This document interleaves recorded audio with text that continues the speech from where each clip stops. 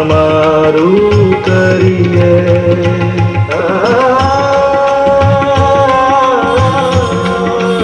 શિક્ષા દીક્ષા સંસ્કારોની તપોભૂમિ અહીં કીધી, તપોભૂમિ અહીં કીધી. સ્મરણ તમારું કરીએ બાપુજી, સ્મરણ તમારું કરીએ.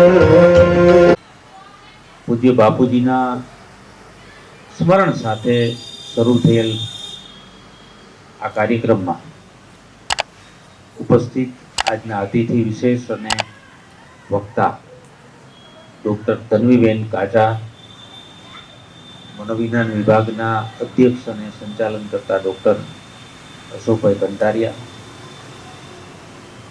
મનોવિજ્ઞાન વિભાગના પ્રાધ્યાપક કિરણબેન લીંબાર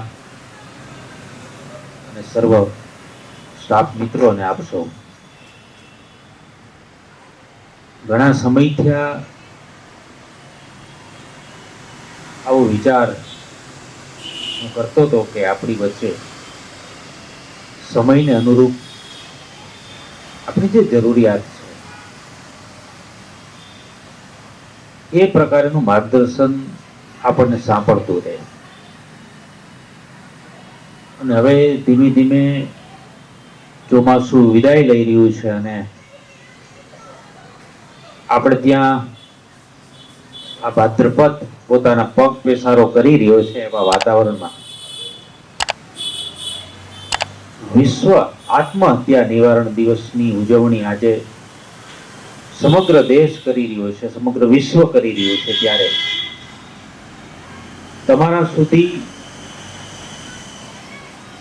આ વાત તમારા હૃદય સુધી અને મન સુધી પહોંચે એ માટેના આ કાર્યક્રમનું આયોજન છે. તમે જોયું તમારી વચ્ચે આજ તન્વીબેન તમારી ઉંમરના જ લાગે અને આપણું જે ત્રિમૂર્તિ હોસ્પિટલ છે ડૉક્ટર દેવરાજભાઈ ચીખલિયા, જે સમગ્ર ડૉક્ટરોના આદર્શ છે, કેટલાક સમગ્ર બુદ્ધિજીવીઓના આદર્શ છે, એવા ડૉક્ટર ચીખલિયા સાહેબની જે ટીમ તૈયાર થઈ રહી છે અને એ ટીમમાં એ ચુનંદા ડૉક્ટરોને પસંદ કરે, જાદવ સાહેબ હોય કે બીજા બહેનો હોય, એની સાથે આ ટીમમાં તન્વીબેનને કામ કરવાનો જે મોકો મળ્યો અને એમાં એ ઘડાયા. છેલ્લા 2 વર્ષથી એમને હું કાર્યને જોઉં છું અને આપણી એક વિદ્યાર્થીની હોમ સાયન્સની હતી મનીષા કોયાણી, જે ચીખલિયા સાહેબની સાથે પેલા 108માં કામ કરતી હતી, પછી ચીખલિયા સાહેબની આખી ટીમમાં કામ કરે છે, અમુભાઈ ને બધા. અને એ વખતે તન્વીબેનને મેં દોડતા જોયા, કામ કરતા જોયા. અત્યારે સિવિલ હોસ્પિટલ આપણી જુનાગઢ હોય, અહીંયા હોય, બીજા કામકાજ હોય, સતત સમયની સાથે દોડાદોડી કરે, જરૂર પડે ત્યારે ઓનલાઈન લેક્ચર આપે અને એની રીતે પણ વિડીયો તૈયાર કરી અને લોકહિતમાં મૂકે. અને આનંદની વાત તો એ છે કે બહુ ઓછા ડોક્ટરો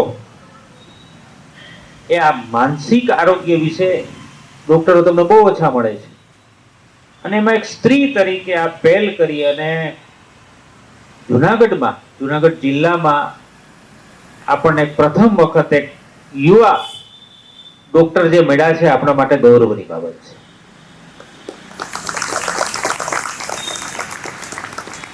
અત્યારે યુગ પ્રમાણે કેટલા બધા પ્રશ્નો, વિકટ પ્રશ્નો આપણી સામે આવતા જાય છે. જેટલી ટેકનોલોજીનો વિકાસ થયો એમ મન આપણું નબળું પડતું ગયું.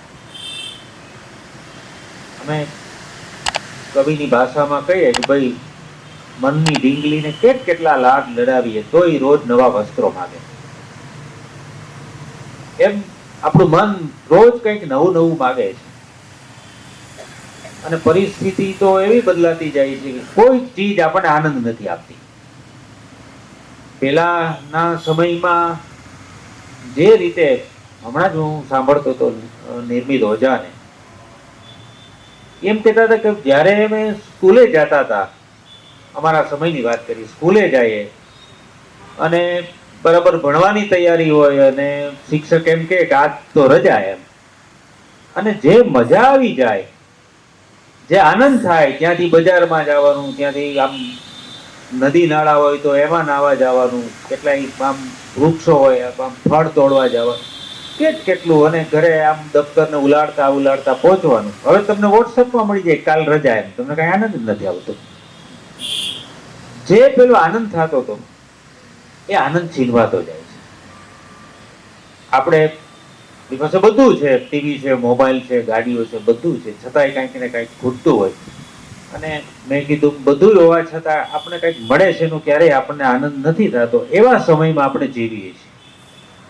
હું તમે ભલે ખુશ હોવાનો દેખાવ કરતા હોય, પણ ક્યાંક ને ક્યાંક આપણને કેટલી પીડાઓ આપણી પાસે આવતી હોય અને એનું સમાધાન ક્યાંય ન હોય. તમે કોને કહો, બધા મોબાઈલ લઈને બેઠા છે, કોઈ તમારી વાત સાંભળવા તૈયાર નથી. તમે ઘરે જાઓ તો બધા મોબાઈલમાં વ્યસ્ત છે.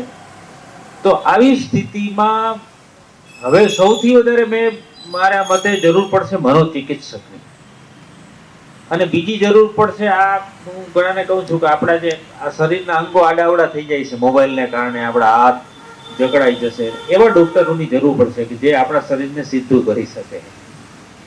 બે સમસ્યાઓ આપણને પીડવાની છે.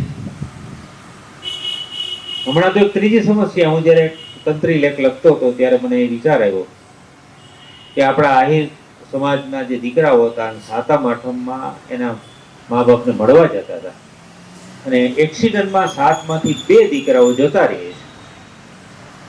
એકના એક દીકરા છે ને આખું ઘર એવું ઉજાડી જાય છે, કાંઈ ઘરમાં વધતું નથી. ત્યારે એ માતાની પીડા, એકનો એક દીકરો હોય અને એના એ પુત્ર વધુ આવ્યા પછી એ માતા પિતાને તરછોડે એની પીડા, અને ત્રીજું એકનો એક દીકરો હોય એને વિદેશમાં થાય એ પછીની જે પીડા છે, એને કોઈ આશ્વાસન આપવા વાળું નથી. આવા સમયમાં માનસિક સ્વાસ્થ્ય કઈ રીતે જાળવવું એનું માર્ગદર્શન લેવું પડશે, એના શિબિરો કરવી પડશે, વર્કશોપોમાં જવું પડશે. આવી સ્થિતિનું નિર્માણ થઈ રહ્યું છે ત્યારે આપણે જાગવાનું છે. કેટલી પીડાઓ વચ્ચે કઈ રીતે જીવવું, કઈ રીતે મનનું સમાધાન કરવું, કઈ રીતે મનને મનાવવું, એવા બધા પ્રશ્નોની વચ્ચે આજ આપણને તક સાંપડી છે કે તમારી જ વયના, તમારા જ જેવા બેન તન્વીબેન કાચા આપણી વચ્ચે ઉપસ્થિત છે. ત્યારે ડોક્ટર સુભાષ મહિલા કોલેજ પરિવાર વતી, જવાહરભાઈ ચાવડા અને એમના પરિવાર વતી હું એમને આવકારું છું. આજ સમયને અનુરૂપ તમારી સાથે વાત કરશે. જરૂર પડે ફરી વખત પણ આપણી કોલેજમાં જ્યારે એવું હશે કાર્યક્રમ ત્યારે આવશે, એવી અપેક્ષા સાથે વિરમું છું. Thank you. તો આજે છે 10 સપ્ટેમ્બર, એટલે કે સુસાઇડ પ્રિવેન્શન ડે, આત્મહત્યા નિવારણ દિવસ. અને આ વખતની થીમ છે, ખબર છે કોઈને? સુસાઇડ પ્રિવેન્શન ડેની થીમ કોઈને ખબર છે? થીમ છે લેટ્સ ટોક. હાલો સાથે મળી અને વાત કરીએ. તો હું એક વ્યક્તિ વાત કરી શકે? કોઈ એક જ વ્યક્તિ ના કરી શકે. સામે વાત કરવા માટે કોઈ જોઈએ. એને ખાલી આમ ના કરવાનું હોય, એને બોલવું એ પડે. તો અત્યારે આજે હું આવી છું તમારા લોકો સાથે વાત કરવા, બરાબર? તમને એવું લાગે છે કે આ ટોપિક વિશે વાત કરવી જોઈએ? આમાંથી કોઈ એવું ખરું કે જેની આજુબાજુમાં ક્યારેય સુસાઇડ થઈ હોય, એને ડિરેક્ટલી ઇનડિરેક્ટલી કોઈએ જોઈ હોય, ફીલ કરી હોય? છે. એમાં શરમાવા જેવું નથી. મેં છે ને જ્યારે MBBS પૂરું કરીને PGમાં એડમિશન લીધું ને, એટલે નક્કી નહોતું કે શું લેવું છે. પછી અચાનક જ પરિસ્થિતિ જે પ્રમાણે ઊભી થઈ ને જે પ્રમાણે મેરિટ આવતું હતું એ પ્રમાણે એડમિશન લીધું. પછી ઘરે ફોન કર્યો, કેમાં એડમિશન લીધું? ઘરેથી એવું પૂછ્યું. એટલે મેં કીધું સાયકાટ્રીમાં. હે, એવામાં એડમિશન લેવાય? તો આ આપણા આખા સમાજની સ્ટિક સ્ટિગ્મા છે. સ્ટિગ્મા એટલે કે કલંક છે, કે બધા એને ખરાબ રીતે જ જોવે છે.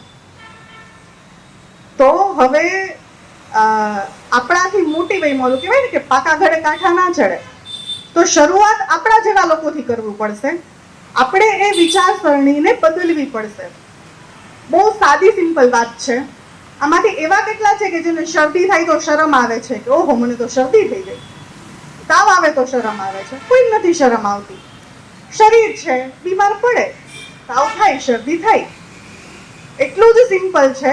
તમારા જ શરીરમાં તમારું મગજ છે અને એમાં જ ક્યાંક તમારા વિચારો, તમારું મન છે. કદાચ તમારું શરીર આરામ કરે છે રાતના 6 થી 8 કલાક જેટલું, પણ મન તો ક્યારેય આરામ નથી કરતું. આવું ઘણા બધાને અનુભવ છે, બરાબર ને? તો શરીર બીમાર પડી શકે તો મન શું કામે બીમાર ન પડે? આનો જવાબ કોઈ આપે તો આપણે માનીએ કે એમાં શરમાવા જેવું છે. તો એટલું જ સરળતાથી લેવાની જરૂર છે કે શારીરિક બીમારીઓ થઈ શકે એવી જ રીતે માનસિક બીમારીઓ પણ થઈ શકે, બરાબર છે ને? તો આ એક વિચારસરણી બદલવાની જરૂર છે. આમ તો મને 2-3 દિવસ પહેલા જ સરે કીધું હતું કે તમારું લેક્ચર અરેન્જ કરવાનું છે. મારે એની માટે તૈયારી એ કરવી હતી, પણ નથી ટાઈમ મળ્યો. એટલે હવે તમારી ઉપર આધાર છે કે હું કેવું કેટલું બોલી શકું, ક્યાં સુધી લંબાવી શકું. તો એની માટે જરૂર છે કે મને તમારી પાસેથી જવાબો મળતા રહે, તો મને બોલવાની, વાત કરવાની મજા આવશે.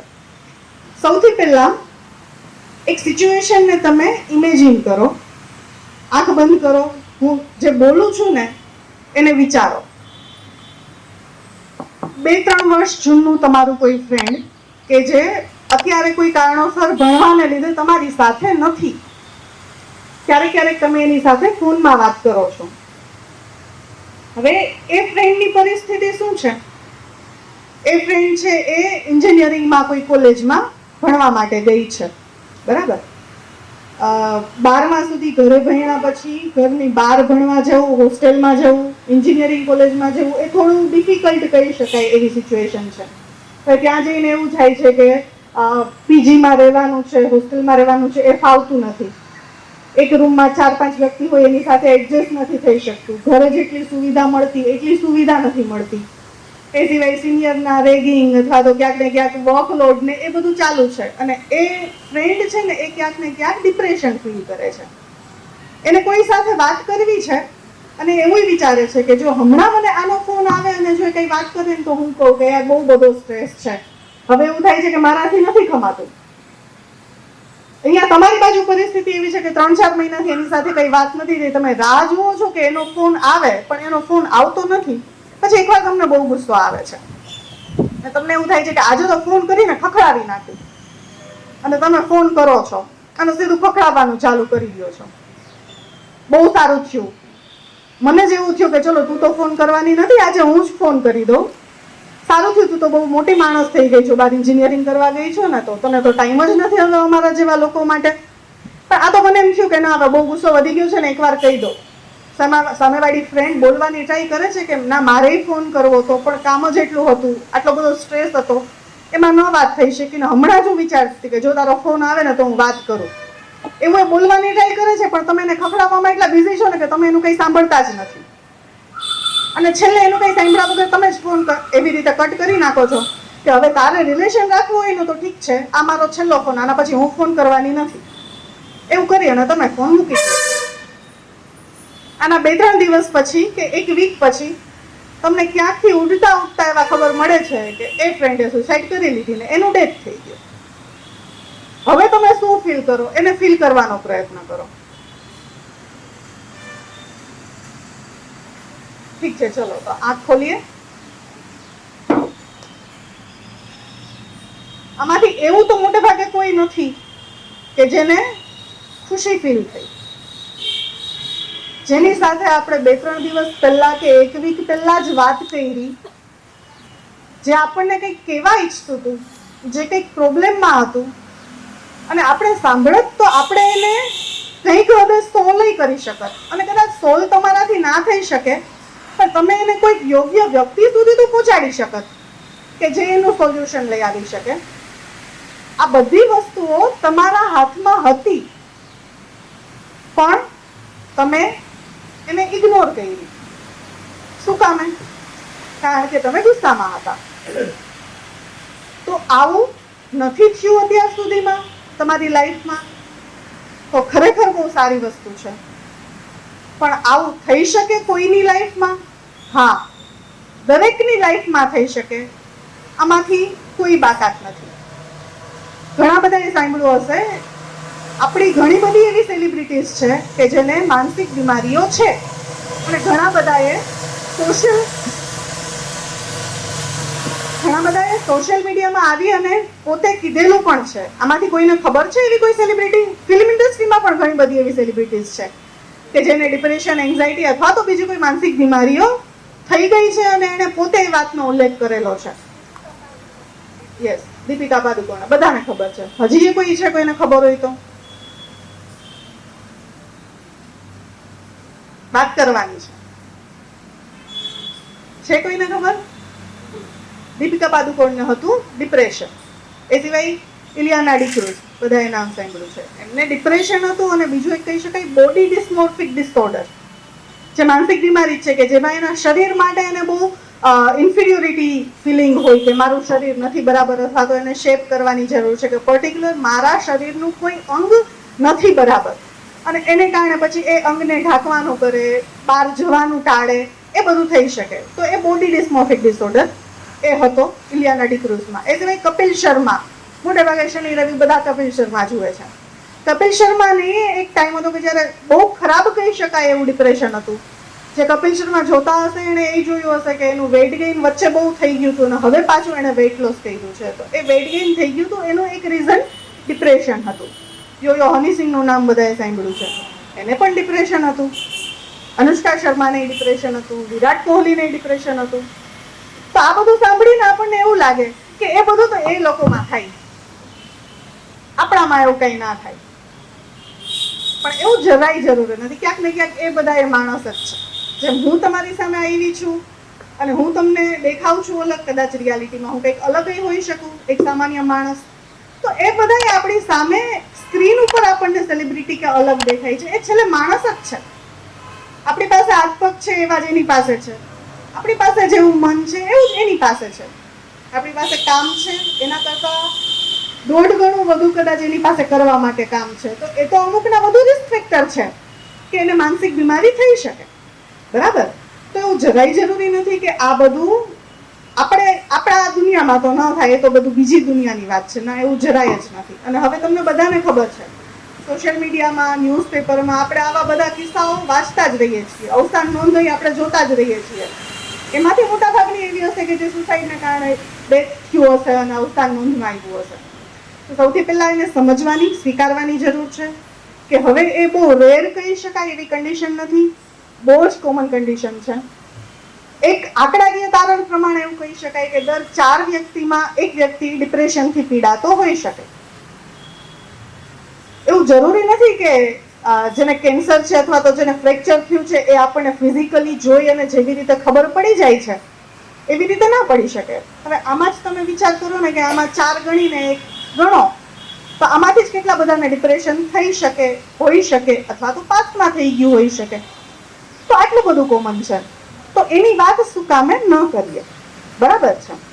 તો સુસાઇડ પણ એટલું જ કોમન છે. હવે ખબર કેમ પડે સુસાઇડ માટે રિસ્ક ફેક્ટર શું? હવે આ મારે તમારી પાસેથી સાંભળવું છે. કેવી વ્યક્તિઓમાં અથવા તો કેવા કારણોસર સુસાઇડ થવાના રિસ્ક વધી શકે?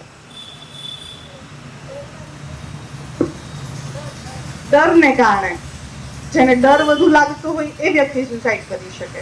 એ સિવાય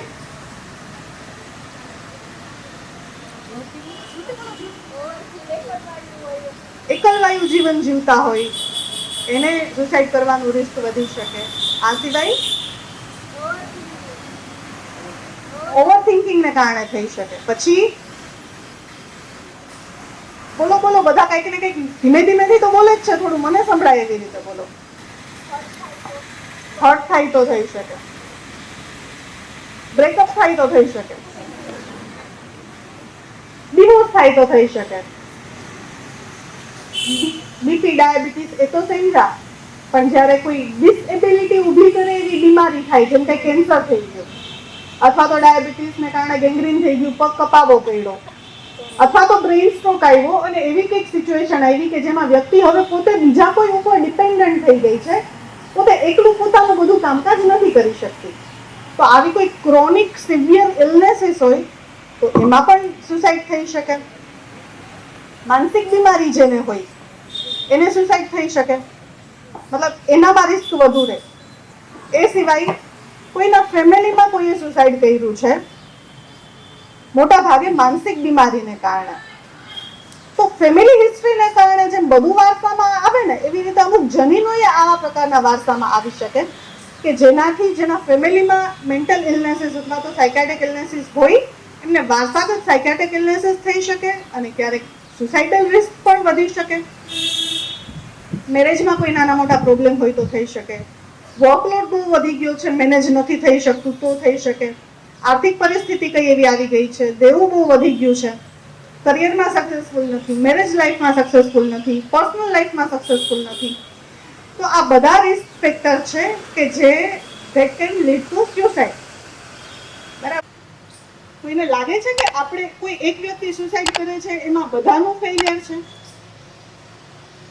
બીજા કોને એવું લાગે છે મારી ફ્રેન્ડે સુસાઇડ કર્યું તો એ મારું ફેલિયર છે, એવું મને લાગે છે? બીજા કોને લાગે આ વસ્તુ હોય તો? એકને લાગે છે, બાકી બધાને નથી લાગતું. તો સૌથી પહેલા મેં જે તમને સિચ્યુએશન ઇમેજિન કરવાની કીધી એ તમને સારી તો ન જ લાગી, તમને ગિલ્ટ ફીલ આવ્યું. શું કામ? કારણ કે તમે એને રોકી શકતા હતા, તો એ તમારું ફેલિયર ના થયું? તો કોઈ એક વ્યક્તિ સુસાઇડ કરવા માટે વિચારે છે, સુસાઇડ એટલું બધું સહેલું છે કે ચલો આ વિચાર આવ્યો ના કરી નાખ્યું છે. સારું, એક કામ તો કરીએ, બ્લેડ એક મારવાની તો ટ્રાય કરીએ. બીમાર થયા હોય ત્યારે ઇન્જેક્શન લેવા માટે કેટલા કેટલા લોકો રોવે છે, એડમિશન ટાળે છે, હોસ્પિટલમાં એડમિશન નથી કરવું, ઇન્જેક્શન આપવું પડે. તો એક સોય એક ઇન્જેક્શન વાગે એનું જો પેઇન છે એ આપણી માટે અઘરું છે, તો આપણી જ જાતને એટલી હદે દુઃખ આપવું કે જેનાથી જીવ નીકળી જાય એ જરાય સહેલું નથી. બરાબર ને? તો સામે ખાતું હોય ને ત્યારે ના ખબર પડે, પણ મેં જે ઇમેજિન કરવાનું કીધું એવું પછી ખબર પડે ને, પછી યાદ આવે ને કે હા તો અઠવાડિયા પહેલા બોલી કે આના કરતા તો મરી જવું સારું. જો ત્યારે આપણને ક્લિક થયું હોત અને આપણે કંઈક એક્શન લીધી હોત તો સારું હતું. બરાબર? તો સુસાઇડ છે એવું નથી કે અમેરિકામાં કોઈ સુસાઇડ કરે છે તો એ તમારું ફેલિયર છે, પણ આપણે સમાજની વાત કરીએ છીએ. બરાબર ને? તો વ્યક્તિ જે સમાજમાં રહે છે એનું ફેલિયર તો છે એક વ્યક્તિ સુસાઇડ કરે છે ત્યારે. બરાબર? તો ડિપ્રેશન, જેને સાયન્ટિફિક ટર્મમાં કહેવાય મેજર ડિપ્રેસિવ ડિસઓર્ડર, આમાં સુસાઇડ થવાના ચાન્સીસ વધે છે. જ્યારે ડિપ્રેશન અનટ્રીટેડ રહે ત્યારે, એની સારવાર ન થાય ત્યારે. ડિપ્રેશન, મને તો એવું લાગે છે કે આમાં બેઠા છે એમાંથી 99.99% પ્યોર ડિપ્રેશન કે જેને બીમારી કહી શકીએ એવું તો નહીં, પણ ડિપ્રેશનમાં જે લક્ષણો ફીલ કરી શકાય ને એ આપણા બધામાંથી 99.99% ક્યારેક ને ક્યારેક પોતાની લાઈફમાં ફીલ કરેલા છે જ. એની માટે મારે કોઈને આંગળી ઊંચી કરાવવાની કે પૂછવાની જરૂર નથી. ફોર શ્યોર બધાએ ફીલ કરેલું જ છે. ક્યારેક એક્ઝામમાં ઓછા માર્ક આવ્યા હોય, ક્યારેક ફેલ થવાનું હોય, ક્યારેક આપણી ઈચ્છા પ્રમાણેનું કંઈ કામ ન થયું હોય, પરિવારમાં કંઈક પ્રોબ્લેમ ચાલતા હોય, તો ક્યારેક ને ક્યારેક બધાએ ડિપ્રેશન ફીલ કર્યું હોય. તો હવે મારે તમારી પાસેથી એ જાણવું છે કે ડિપ્રેશન છે એવું કયા આધારે કહી શકાય, ત્યારે માણસ પોતે કેવું ફીલ કરતો હોય? મન કેવું રહે? ઉદાસ રહે. ગુસ્સો આવી શકે? આવી શકે. ઊંઘ આવે? ન આવે. પણ અમુક એવા કિસ્સાઓ છે કે જેમાં જરૂર કરતા વધુ પડતી ઊંઘ આવે. જે વ્યક્તિ 5-6 કલાક સૂતું એ આખો દિવસ સૂતું રહે, એવું એ બની શકે. શું કામે? કારણ કે એ પરિસ્થિતિથી ભાગવું છે. જ્યાં સુધી સૂઈએ ત્યાં સુધી એ પરિસ્થિતિનો સામનો ના કરવો પડે. ભૂખ લાગે? ભૂખ લાગે? નહીં. કોઈકને ના લાગે, કોઈકને બહુ વધુ લાગે, એટલે ડિપ્રેશનમાં વેઇટ ગેઇન થઈ શકે. બરાબર. હવેની સાયન્ટિફિક ટર્મમાં બિંજ ઇટિંગ નામનો શબ્દ ઘણાએ સાંભળ્યો હશે. બિંજ ઇટિંગ મોટે ભાગે બિંજ ઇટિંગ એટલે એવું કે એક સાથે ભૂખ લાગી છે કે નથી લાગી, જાજુ બધું ખાઈ લે. એ આપણને મોટે ભાગે સોશિયલ મીડિયામાં, ફિલ્મમાં ક્યાંક ને ક્યાંક જોવા મળી જાય છે. બ્રેકઅપ થયું હોય ને પછી લીડ કેરેક્ટર હોય ને પોપકોર્નનું મોટું બધું પાવ લઈને અથવા તો સેન્ડવિચીસ લઈને બેસી જાય, ટીવી સામે જોઈને ખાયા રાખે, ભૂખ નથી છતાંય. That is binge eating. તમારા મનમાં અર્જ કંઈક બીજી આવે છે, ઇમોશન કંઈક બીજી આવે છે, તમે એને એઝ ઇટ ઇઝ સોલ્વ કરવાને બદલે તમે એને ઇનડિરેક્ટલી આવો કંઈક સહારો લઈને સોલ્વ કરો છો. તો બિંજ ઇટિંગ એને કારણે થઈ શકે. તો ભૂખ વધી શકે, ઘટી શકે. ખુશ તો ઓબ્વિયસલી ના રહી શકાય. રૂટીન કામ કરવું ગમે, ના ગમે. ફ્રેન્ડ સાથે વાત કરવી ગમે, ના ગમે. મેરેજમાં જાવું, પાર્ટીમાં જાવું ગમે, ના ગમે. જ્યારે ડિપ્રેશનમાં કોઈ માણસ હોય ત્યારે એને એવું લાગે કે હા, આ કામ તો હું કરી જ લઈશ. એવું લાગે કે મારાથી પરીક્ષા પાસ થઈ જ જશે, હું 99% તો લઈ આવી જ શકીશ. એવું ના થઈ શકે. મતલબ હોપલેસનેસ, આશાવિહીન થઈ જવું, એવું થઈ શકે. બરાબર છે. આવું આપણે બધાય ક્યાંક ને ક્યારેક ફીલ કર્યું છે. પણ આમાંથી 3, 4 અથવા તો એનાથી વધુ લક્ષણો જ્યારે 15 દિવસ માટે કન્સિસ્ટન્ટલી જોવા મળે ત્યારે આપણે હવે લેબલ લગાવી શકીએ સાયન્ટિફિક ટર્મમાં કે વ્યક્તિને મેજર ડિપ્રેસિવ ડિસઓર્ડર છે. મેજર ડિપ્રેસિવ અત્યારે એવું કહી શકાય કે આપણા બધામાં સુસાઇડનું 5% રિસ્ક છે એવું માની લઈએ, કોઈ પણમાં. પણ જ્યારે વ્યક્તિને ડિપ્રેશન થાય, મેજર ડિપ્રેસિવ ડિસઓર્ડર થાય, ત્યારે એ 10-20% વધી જાય. બરાબર છે. તો આનાથી આપણે સમજ્યું કે ડિપ્રેશન કેવી રીતે ઓળખી શકાય. તો આમાંથી વ્યક્તિ ઉદાસ હોય તો આપણને વિઝિબલી જોઈ શકાય, આપણે આપણા ઓબ્ઝર્વેશન ઉપરથી એ નોટ કરી શકીએ. આપણી આસપાસ વ્યક્તિ 4-5 કલાક રહેતું હોય તો જેટલો એનો ખોરાક છે એનાથી વધઘટ થાય તો આપણને ખબર પડે. આપણી સાથે ઘરમાં રહેતું હોય, ક્યારેક આપણી બેડમાં આપણી પાસે જ સૂતું હોય તો આપણને એ ખબર પડે કે વ્યક્તિની ઊંઘ સરખી નથી. વ્યક્તિ એની જે રૂટીન કહી શકાય એવી ક્રિયાઓ છે એમાં પણ એટલો બધો રસ નથી લેતું. જેટલો પહેલા ઉત્સાહમાં હતો એટલો હવે ઉત્સાહમાં નથી. તો આ બધું આપણને વિઝિબલી ખબર પડી જ શકે. એવું નથી કે આવું દેખાય બધી વ્યક્તિ સુસાઇડ કરવાની જ છે. પણ આપણે 10 વ્યક્તિમાંથી એક વ્યક્તિને શોધવો છે તો આપણે તો વિજિલન્ટ રહેવું પડે ને, આપણે તો અલર્ટ રહેવું પડે. બરાબર ને? સુસાઇડ છે ને એ એક પ્રોસેસ છે. બરાબર. તો સુસાઇડ છે, મેં જેમ કીધું એમ કે જ્યારે વિચારીએ ત્યારે એક જ વિચાર આવ્યો ને એક જ ધામા સુસાઇડ કરી લીધી, એવું ના થઈ શકે. તો જેને ડિપ્રેશન હોય એ પેલા વ્યક્તિ પોતાની રીતે પ્રયત્ન કરે, અથવા તો આપણે જે પેલા વાત કરી કે રિસ્ક ફેક્ટરમાં અમુક પ્રોબ્લેમ્સ કહી શકાય લાઈફમાં, તો એ લાઈફની વ્યક્તિ સોલ્વ કરવાનો પ્રયત્ન કરે, પોતાની રીતથી થતા બધા જ પ્રયત્ન કરે. અને પછી જ્યારે વ્યક્તિને એવું લાગે કે હવે આમાંથી બહાર નીકળવાનો કોઈ રસ્તો મને દેખાતો નથી, મારા તરફથી બધા પ્રયત્નો થઈ ગયા છે, પછી એવું લાગે કે હવે આનો કોઈ રસ્તો નથી, તો રસ્તો શું? તો જ્યારે આવી હોપલેસનેસ આવે ને ત્યારે વ્યક્તિ સૌથી પહેલા એવું બોલવાનું ચાલુ કરે કે હવે કંટાળી ગયા, આના કરતા તો ભગવાન લઈ લે ને તો સારું. આપણે ઓલ્ડ એજમાં ઘણી બધી વાર એવું સાંભળ્યું હોય ને, 80-85 વર્ષના થઈ ગયા હોય, જાતે ચાલી ના શકતા હોય, પછી આપણે ખબર પૂછવા જાય તો એવું કે બસ હવે જિંદગી જીવી લીધી, હવે ભગવાન લઈ લે તો સારું. તો એ એવું જ ઈચ્છે છે. બરાબર. પણ એટલું ખરું કે હા, એ સુસાઇડ નથી કરવાના બધા. પણ જેને મરવાની ઈચ્છા થાય ને એ પહેલા તો આપણે છે ને એટલા બધા આળસુ છીએ ને કે કોઈ કરી દેતું હોય તો આપણે કાંઈ નથી કરતું. એટલે સુસાઇડમાં જેને વિચાર આવે ને એ પહેલા તો એવું જ વિચારશે જો ભગવાન કરી દે ને મારું કામ તો મારે કાંઈ કરવું નથી. એટલે પહેલા એ ભગવાન ઉપર ઢોળે કે હવે ભગવાન લઈ લે ને તો સારું. પછી ધીમે ધીમે આવો થોડાક મહિના બોલે ને પછી એને એવી ખબર પડે કે ભગવાન કાંઈ નથી કરતો સારું. હવે તો જે કરવું પડશે ને એ મારે જ કરવું પડશે. પછી શું થાય? હાલો ધારો કે મને એવો વિચાર આવ્યો કે હવે ભગવાન મને કઈ મદદ નથી કરવાના, મારે જ મરવું પડશે. પણ કેમ મરવું? કેવી રીતે મરી શકાય? તો એની માટે શું ચાલુ થાય?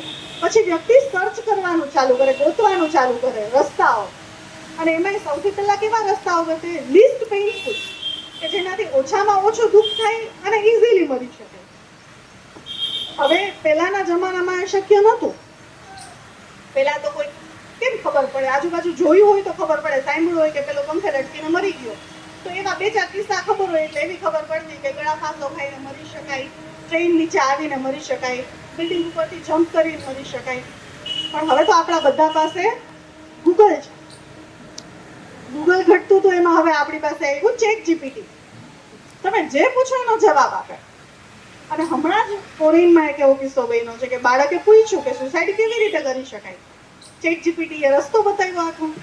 બાળકે છેલ્લે એવું એ કીધું કે સારું, તો હવે તમે કીધું છે એ પ્રમાણે હું સુસાઇડ કરું છું. ChatGPT કે વેલ એન્ડ ગુડ, કરો. બાળકે સુસાઇડ અટેમ્પ્ટ કર્યું, બાળક મરી ગયું. ટીનેજ હતો, કદાચ 18 વર્ષનો. બરાબર, ક્યાંક ને ક્યાંક આપણે બધાએ વાંચ્યું હશે. તો આપણી પાસે હવે છે ને માહિતીના સ્ત્રોત બહુ વધી ગયા છે. બરાબર, માહિતી પહેલા એ દુનિયામાં હતી જ, પણ પહેલા કેટલું કે એટલી બધી ઇઝીલી અવેલેબલ નહોતી ને, એટલે માણસોને વચ્ચે વચ્ચે વિચારવાનો ટાઈમ મળતો. માણસમાં એટલી વિવેક બુદ્ધિ હતી. પણ હવે કેવું છે કે આપણે બધા છે ને સ્ક્રોલ રીલ જેમ કરીએ છીએ ને, અથવા તો આપણને કંઈ ભણવામાં કોઈ કે કીધું, સરે સમજાવ્યું, ના સમજાણું, અથવા તો આપણને એવું થયું કે આખી બુક કોણ વાંચે, એના કરતાં થોડું શોર્ટમાં પતાવી દઈએ, એવું કરીને આપણે ગૂગલમાં સર્ચ કર્યું. આનાથી આપણા બધામાં મનોવૈજ્ઞાનિક રીતે આપણા મનમાં એક એવું કન્ડિશનિંગ, તમારા બધાને આર્ટ્સના સ્ટુડન્ટ હશે તો ક્યાંક ને ક્યાંક સાંભળ્યો હશે, પેલો પેવલોવનો પ્રયોગ આવતો ને, કૂતરાને આપણે શું કરવાનું, ફૂડ બતાવવાનું, એટલે એનામાં લાડ ઉત્પન્ન થાય. એ બધાની પ્રકૃતિ છે. પણ પછી જ્યારે એક ખોરાક બતાવીએ ને એની સાથે બેલ વગાડે, પછી એવું થયું કે ખોરાક ના બતાવીએ ને તો ખાલી બેલ વગાડે અને કૂતરામાં છે લાડ ઉત્પન્ન થાય. તો એને કહેવાય કન્ડિશનિંગ. તો હવે આપણા બધામાં જ એવું ક્યાંક ને ક્યાંક સાયકોલોજીકલ કન્ડિશનિંગ થઈ ગયું છે કે પ્રોબ્લેમ તરત જ સોલ્વ થવો જોઈએ. જે મારા મનમાં પ્રશ્ન ઉદ્ભવ્યો છે એનો મને તરત જ જવાબ મળવો જોઈએ. મારે જે કપડાં જોઈએ છે એ મને તરત જ ફ્લિપકાર્ટ કે એમેઝોનમાંથી મળી જાય છે. અને જે કંઈ પણ ક્વેરી આવે છે, સાડી કેવી રીતે પહેરવી, તો મેં ગૂગલમાં જોયું, યુટ્યુબમાં વિડીયો જોયો. એક્ઝામમાં સ્પીડ કેવી રીતે વધારી શકાય, સારામાં સારી રીતે યાદ કેવી રીતે રાખી શકાય. મારે ફરવા જવું છે, ચલ ને જોઈ લો ગૂગલમાં ક્યાં ક્યાં સારા ફરવાના સ્થળો છે. મતલબ આપણી લાઈફના દરેક પ્રશ્નનો જવાબ હવે આપણે એટલા કેપેબલ થઈ ગયા છીએ મોબાઈલને કારણે કે આપણને તરત મળી જાય છે. એટલે આપણને એવું જ છે કે કોઈ પ્રશ્ન લાંબો સમય ટકવો જ ન જોઈએ. પ્રશ્ન જેવો ઉદ્ભવ્યો એવો જ એનું સોલ્યુશન મળી જવું જોઈએ. છેલ્લે આપણામાં ધીરજ ખૂટી ગઈ છે.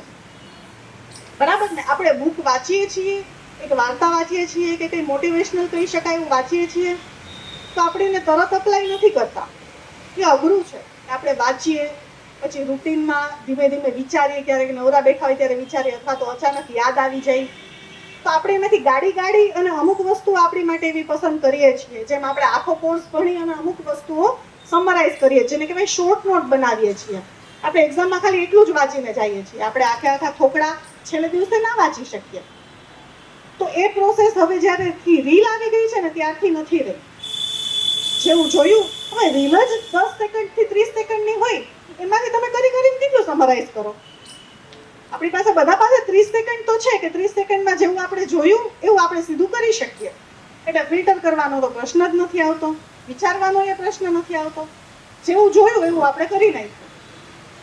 બરાબર ને? અત્યારે બધા એવું કહેતા હોય કે બાળકો છે ને મોબાઈલ બહુ જુએ છે, તો એનું નુકસાન શું? તો સૌથી મોટું નુકસાન એ કે મોબાઈલને કારણે આપણી કલ્પના શક્તિ છે ને સાવ જ દબાઈ ગઈ છે. આપણે જ્યારે નાના હતા ને આપણે વાર્તા સાંભળતા ને ત્યારે હજી તમને અમુક વાર્તાઓ તો યાદ હશે કે તમારા મમ્મી પપ્પા કહે ને તો તમારા મનમાં એનું આખું એક ચિત્ર હોય. એ ગામડું ઊભું થયું હોય, એ માણસ ઊભો થયો હોય, કોઈ ભરવાડનું હોય એ ચિત્ર તો આપણા મનમાં આખો ભરવાડ હોય. હવેના બાળકોમાં એવી કલ્પના શક્તિ માટેનો સમય જ નથી.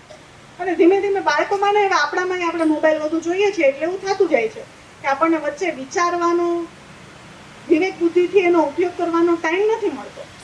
પછી જ્યારે રિયલ લાઈફમાં પ્રશ્ન આવે ને ત્યારે આપણે એ વસ્તુ નથી સમજતા કે રીલ લાઈફ અને રિયલ લાઈફ અલગ છે.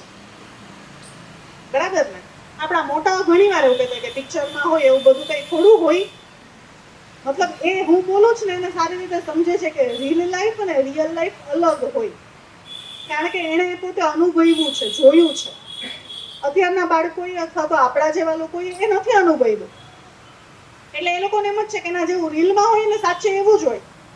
પછી જ્યારે અચાનક એવું થાય કે એવો કોઈક સ્ટ્રેસ આવી જાય, એવો કોઈક પ્રોબ્લેમ આવી જાય, ત્યારે એને ખબર પડે કે ઓહો આમાં તો આવું હતું, આવું થયું તો નહીં. મારે સાડી પહેરવી હતી ને તો મેં યુટ્યુબમાં કેટલી બધી રીલ જોઈ, 10 સેકન્ડમાં સાડી પહેરીને મને બતાવી હતી. એટલે મને એમ થયું કે ઓહો સાડી તો હમણાં પહેરાઈ જશે. મારે અહીંયા 9:30 આવો તો 8:30ની મતતી હતી ને તોય મારાથી ના થયું. એ 30 સેકન્ડની રીલ હું 1 કલાકમાં અહીંયા અપ્લાય ના કરી શકી, માંડ અહીંયા પહોંચી. બરાબર છે? તો રીલ લાઈફ ને રિયલ લાઈફ અલગ છે. જ્યારે ભૂલી જવાય છે ત્યારે આપણે બહુ ધીરજ આપણા ગુમાવી બેસીએ છીએ, એમ થાય છે તો બસ એમાં થયું ને એવું મારી લાઈફમાં નથી થતું એટલે હવે પૂરું, હવે કંઈ નથી થઈ શકવાનું. બરાબર? તો આપણે વાત કરતા હતા કે વ્યક્તિ એવું સર્ચ કરવા માંડે. હવે ગૂગલ આવી ગયું છે, ગૂગલમાં સર્ચ કરે, પછી આખું લિસ્ટ આવે. લિસ્ટમાં શું આવ્યું હતું કે ગળા ફાંસો ખાઈને સુસાઇડ કરી શકાય, મેડિકલ સ્ટોરે જઈ અને કોઈ પણ દવાઓ જાજી બધી માત્રામાં લઈને સુસાઇડ કરી શકાય, એસિડ પીને સુસાઇડ કરી શકાય, ફિનાઇલ પીને સુસાઇડ કરી શકાય. હું તમને રસ્તા નથી બતાવતી હો, પણ ધારો કે આપણી પાસે 15 નામ આવ્યા, આપણે તો એક જ કરવાનું છે. તો હવે શું કરવાનું થાય? હવે જોવાનું થાય કે આમાંથી ઇઝીલી અવેલેબલ વસ્તુ કઈ. ફિનાઇલ બહુ ઇઝીલી મળી જાય, એસિડ બહુ ઇઝીલી મળી જાય, ઊંઘની ગોળીઓ થોડી મળવી અઘરી. બરાબર ને? એટલે આપણે એમાંથી શોર્ટ લિસ્ટ કરીએ કે 15 માંથી હવે આપણે 2-3 ઉપર પહોંચ્યા કે હા આવું તો કરવું જ પડે. એમાંથી હવે એવો વિચાર આવ્યો કે ચલો ફિનાઇલ પીને મરવું છે. ફિનાઇલ તો બાથરૂમમાં હોય, તો બાથરૂમમાંથી રૂમ સુધી તો પહોંચાડવું પડે ને, અથવા તો આપણે ગ્લાસ લઈને બાથરૂમમાં જવું પડે, અથવા તો નાવાના ટાઈમ સિવાય બાથરૂમમાં જવું પડે, અથવા તો નાવાના ટાઈમે જ જઈએ તો વધુ વાર લાગે. મારે ટ્રેનના પાટા નીચે આવીને મરવું છે, તો મને ટ્રેનનું ટાઈમ ટેબલ ખબર હોવું જોઈએ કે કઈ ટ્રેન કયા ટાઈમ આવે છે, કે 2 કલાક સુધી તો ન રહેવાય. બરાબર? તો ટ્રેનનું ટાઈમ ટેબલ જોવું પડે. તો આ બધી સર્ચિંગ એક્ટિવિટી છે કે જે માણસને આપણે ક્લોઝલી ઓબ્ઝર્વ કરીએ ને તો ક્યાંક ને ક્યાંક આપણને અજુગતું લાગે એવું કંઈક ને કંઈક તો દેખાય કે આ કોઈ દિવસ આવું ન કરે અને આજે કેમ કરે છે. એને ટ્રેનમાં ક્યાંય જવું નથી તો શું કામ ટાઈમ ટેબલ શોધે છે? એને ક્યારેય પોતું કરવાનું તો આવતું નથી, બાથરૂમ સાફ કરવાનું આવતું નથી તો શું કામ ફિનાઇલ એસિડ શોધે છે? એને ઊંઘની તો કંઈ તકલીફ નથી તો શું કામ ઊંઘની ગોળીઓ માટે પૂછે છે? બરાબર?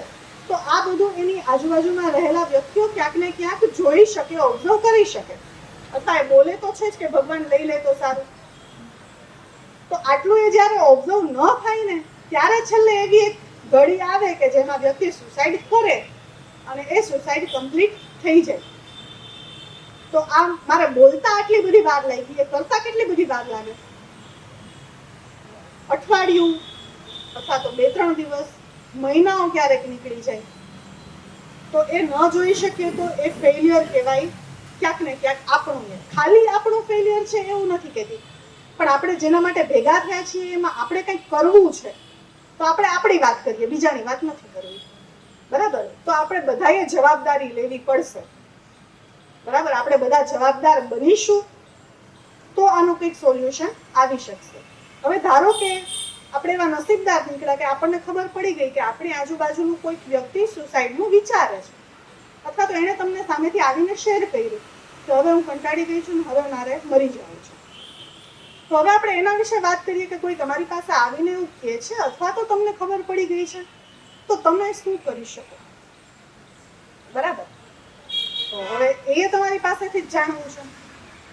ધારો કે પેલો પ્રશ્ન પૂછું, તમે કોઈક એવી વ્યક્તિ જેને થોડું ડિસ્ટર્બ નોટ કરો છો અને એકવાર ભૂલથી એવું બોલી ગઈ કે હવે તો ભગવાન લઈ લે તો સારું, તો આના પછી તમારી એક્શન શું હોય કે મને કોઈ કહો.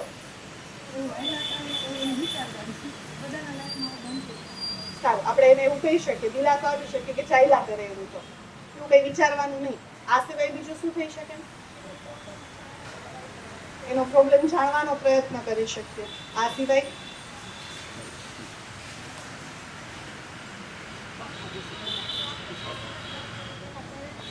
આપણાથી સોલ્વ થાય તો આપણે સોલ્વ કરવાનો, અથવા તો કોઈ કન્સર્ન ઓથોરિટી પાસે આપણે એને મોકલી શકીએ. આ સિવાય પણ હજી તો તમને ક્લિયર જ નથી કે આ ખરેખર વિચારે છે કે આ તો ફ્રસ્ટ્રેશનમાં બોલે છે. કોઈ વ્યક્તિ એકવાર બોલે એટલે નક્કી તો ન કરી લેવાય. આડા રાખીને ઊભું તો ન થઈ જાય, નહીં તો સુસાઇડ કરવાની છો, હવે હું તને કઈ જવા નહીં દઉં.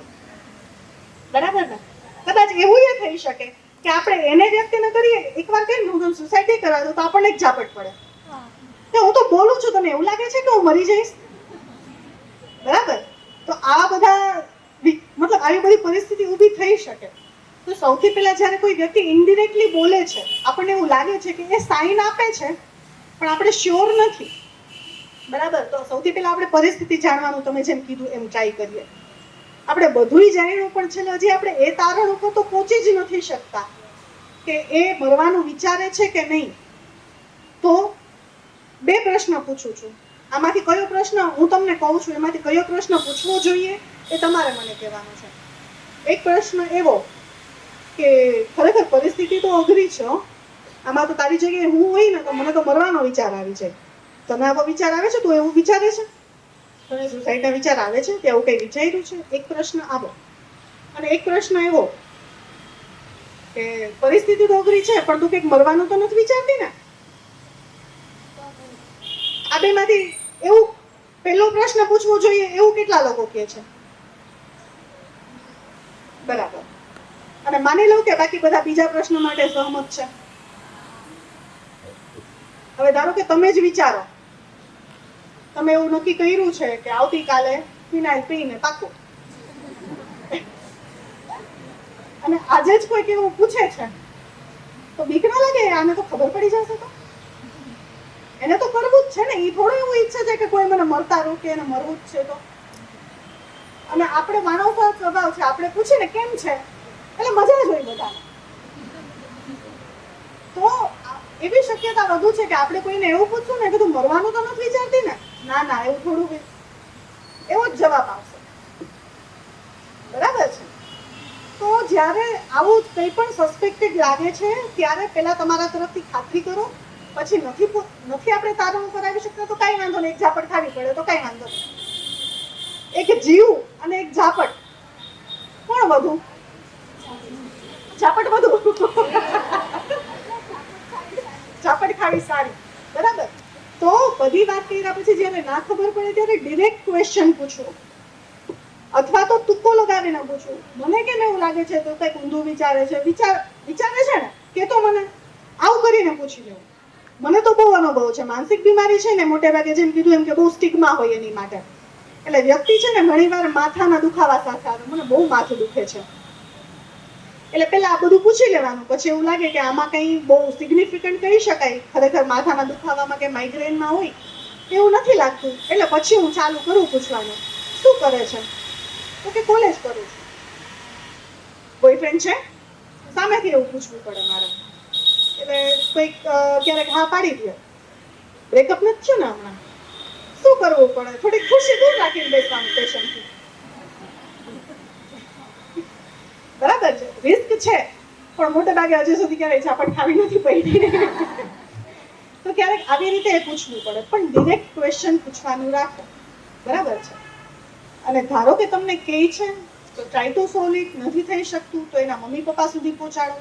એને એન્કરેજ કરો કે ના, તું જ પોતે આ પ્રશ્ન કે આનું સોલ્યુશન આવી જશે. ચલ એવું હોય તો હું તારી સાથે આવું. તારે મમ્મી પપ્પાને કેવું છે નથી કહી શકતી, અથવા તો તને એકલાને સાયકાટ્રિસ્ટ પાસે જતા બીક લાગે છે, ચલ હું આવું. બરાબર છે? નથી માનતું વ્યક્તિ તો પછી ભલે એનો રિલેશન આપણી સાથે બગડે, બેટર છે કે એકવાર એના મમ્મી પપ્પાને, એના હસબન્ડને, એના ભાઈ બહેનને એકવાર જાણ કરી દઈએ.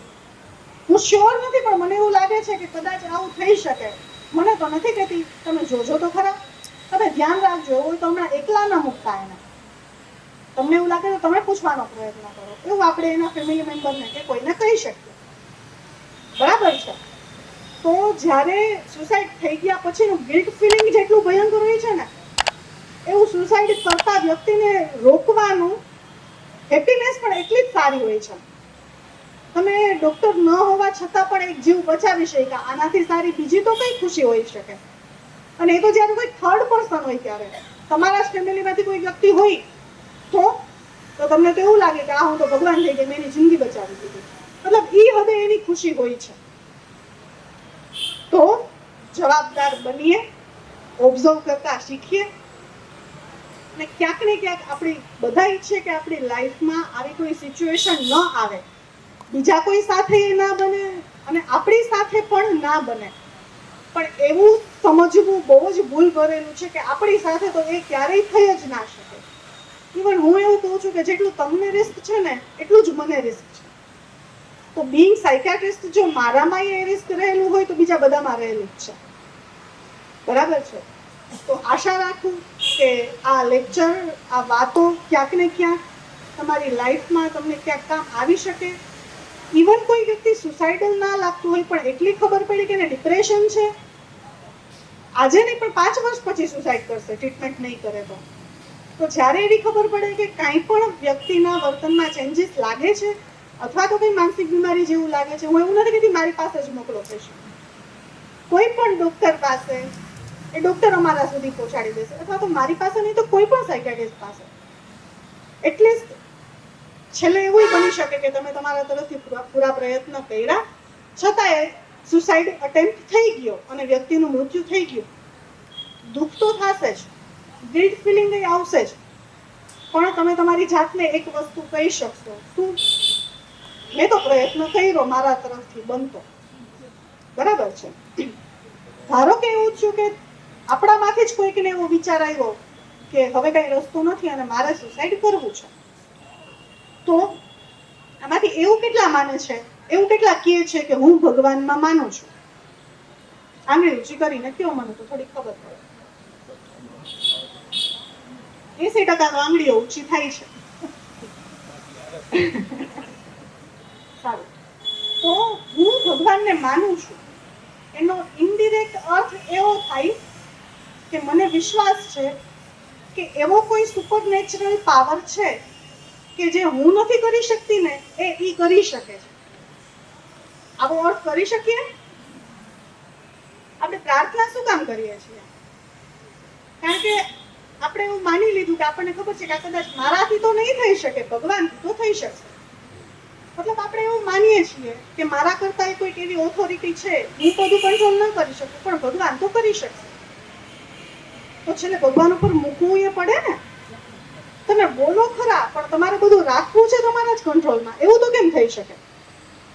અને જે ભગવાન માને છે એ જે ધર્મમાં, જે સંપ્રદાયમાં માનતા હોય, પણ મને ખબર છે ત્યાં સુધી ભગવદ્ ગીતામાં, બાઇબલમાં, કુરાનમાં, શિક્ષાપત્રીમાં બધામાં એક વસ્તુ ભાર દઈને કહેવામાં આવી છે, આત્મહત્યા, આત્મઘાત ન કરવો. અને આત્મહત્યા કરવામાં આવે તો એના પછીનું દ્રશ્ય શું એ પણ ઘણી જગ્યાએ બતાવવામાં આવ્યું છે. બરાબર ને? તો જ્યારે કોઈ વ્યક્તિ કોઈ પણ વાતથી માનવા તૈયાર નથી થતું તો છેલ્લે કેવું હોય પેલું ઇમોશનલ બ્લેકમેલ, એવું કરીને એકવાર આ વસ્તુ એ ટ્રાય કરી જોવી કે ચલો કાંઈ નહીં તો આ અસર કરશે. બરાબર? અને એવું એ કહી શકીએ, આપણે સમજાવી શકીએ સાચી વાત છે, 5 લાખનું દેવું થઈ ગયું છે, 5 લાખ કોઈ રીતે ભેગા થાય એમ નથી દઈ શકાય. તો શું થઈ શકે? કાં તો જેની પાસેથી 5 લાખ આપણે જેને આપવાના છે કાં એ આપણને મારી નાખે, અથવા તો એ ફરિયાદ કરે અને આપણે ન દઈ શકીએ તો પોલીસ પકડી જાય. પણ એના પછી એક ખાતો છે ને કે એમાંથી બહાર આવી શકાશે. આજીવન કેદ કેટલા વર્ષની હોય ખબર છે કોઈને? આજીવન કેદ આજીવન નથી હોતી, 15 વર્ષની હોય. એમાં દિવસ નહીં દિવસ ગણવામાં આવે, રાત નહીં દિવસ ગણવામાં આવે. 15 વર્ષ પછી આજીવન કેદ પૂરી થઈ જાય. ઘણા કેસમાં આવું હોય છે. તો 15 વર્ષ પછી એ બહાર નીકળવાની શક્યતા છે, પણ મરી ગયા પછી કઈ શક્યતા છે? બહાર નીકળીને આપણે કંઈક તો ઇમેજિન કરી શકીએ કે હાલો 15 વર્ષ પછી હું જેલમાંથી બહાર નીકળીશ તો હું આ વસ્તુ કરીશ. ઉપર ગયા પછી શું થવાનું છે કોને ખબર છે? અને ત્યાંથી કોઈ ધક્કો મારશે તો તું તો ભાગીને આવ્યો, આવું ન ચાલે, જા પાછો. તો એકડે એકથી શરૂઆત કરવી પડશે. બરાબર છે? તો ભાગવું એ કોઈ પણ વાતનું સોલ્યુશન નથી. આટલા બધા મેં તમને તુક્કાઓ કીધા, વિચાર કીધા કે જેનાથી તમે કોઈ વ્યક્તિને સુસાઇડ કરતા અટકાવી શકો. અથવા તો એને જે એવું છે ને કે 100% એને ફિક્સ થઈ ગયું છે કે મારા પ્રોબ્લેમનું કોઈ સોલ્યુશન નથી, એમાંથી એને તમે 90% કે 80% લાવી શકો. એનામાં એક આશાનું કિરણ જન્માવી શકો કે હા કાંઈક તો થઈ શકે, કાંઈક તો રસ્તો છે. તમારું કામ આટલું જ છે. એના પછી તમે એને કોઈ યોગ્ય વ્યક્તિ સુધી પહોંચાડશો, એ એનું કામ કરશે, અને કાંઈ નહીં તો છેલ્લે ભગવાન એનું કામ કરશે. કદાચ મારી પાસે આવી જશે પણ એના નસીબમાં એવું લખ્યું જશે કે ના એને સુસાઇડ કરીને જ મરવાનું છે તો મરશે. ઇવન મારા 2-3 પેશન્ટે સુસાઇડ અટેમ્પ્ટ કરેલું છે ને એનું ડેથ થયેલું છે, પણ મને પૂરો સંતોષ છે કે મારે એની માટે જેટલું જરૂરી કરવું હતું એ બધું મેં કરેલું છે. આ સાંભળીએ ને ત્યારે બહુ ઇઝી છે, પણ એ મનમાં એકવાર ગિલ્ટ ફિલિંગ આવી ને કે હું કરી શકતી હતી ને મેં ન કર્યું અને વ્યક્તિ તો મરી ગયું, આનું રિવર્સલ કાંઈ નથી. એ આખી જિંદગી તમારા મનમાં એક કાંટો રહી જ ગયો અને આખી જિંદગી ક્યારેક ને ક્યારેક ખૂંચે જ રાખશે. એના કરતાં બેટર છે એક ચાપટ ખાઈ ગઈ. બરાબર? તો આની સાથે હું મારી સ્પીચ પૂરી કરું છું. તમારા તરફથી કંઈક ક્વેરી હોય